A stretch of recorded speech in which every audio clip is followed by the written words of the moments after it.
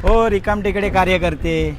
ओम साईराम। आज कुठं स्वारी? अहो आपल्या भाऊंचं पथक आहे ना, पोरांची प्रॅक्टिस घेतोय। अरे रे रे रे, कार्य करते। या पोरांना पटका देऊन काय मिळतं? साधे पैसे पण नाही देत त्यांना। तरुण पिढी ना तुम्ही, कसे पैसे कमवायचे ते तरी सांगा त्यांना। किती कर्कश आवाज करता तुम्ही। शिवजयंती आली बडवा ढोल, दहंडी आली बडवा ढोल, गणपती आले बडवा ढोल, नुसता डोक्याचा ढोल केलाय ढोल। ही पोरं वाया गेलेलीच आहे, यांच्या घरच्यांना पण आकला नाही। आयुष्यात काहीतरी करिअर घडवा, वेळ नका ना वाया घालू। हो काका, भले आम्ही पैसे कमी कमवतो पण तुम्ही आमच्यापेक्षा जास्त कमवता ना। मग गेल्या 4 वर्षापासून जेव्हा पण आम्ही वर्गणी मागायला येतो तेव्हा वर्गणीच्या नावाने फक्त चकली आणि करंजीच देता हातामध्ये। तरुण पिढीला जर तुम्ही कमवायचं शिकवत असताल ना, तर तुम्हाला सांगतो, तुम्ही जेव्हा झोपेत असता ना तेव्हा हा निकल्या सकाळ सकाळ दूध आणि पेपर टाकायला जातो। हा सांगते जॉबवरती बॉसच्या शिव्या खातो आणि जॉब सुटल्यानंतर डायरेक्ट घरी न जाता पटका देतो। आणि जेव्हा महानगरपालिकेचं जेसीबी तुमचं घर 1 फूट बाहेर असल्यामुळे भिंत पाडायला आलं होतं ना, तेव्हा 1 आठवड्यात ती भिंत आतमध्ये घेतो। हे सांगितल्यानंतर तुमचं घर आज उभं आहे, हे माझं काम। आणि आम्ही ढोल बडवत नाही हो, ढोल वाजवतो। बडवते तुम्हाला तुमची बायको जेव्हा तुम्ही 1 क्वार्टर घेऊन घरी येता। जर तुम्हाला एवढाच ढोल ताशाचा त्रास होत असेल ना, तर एक काम करा,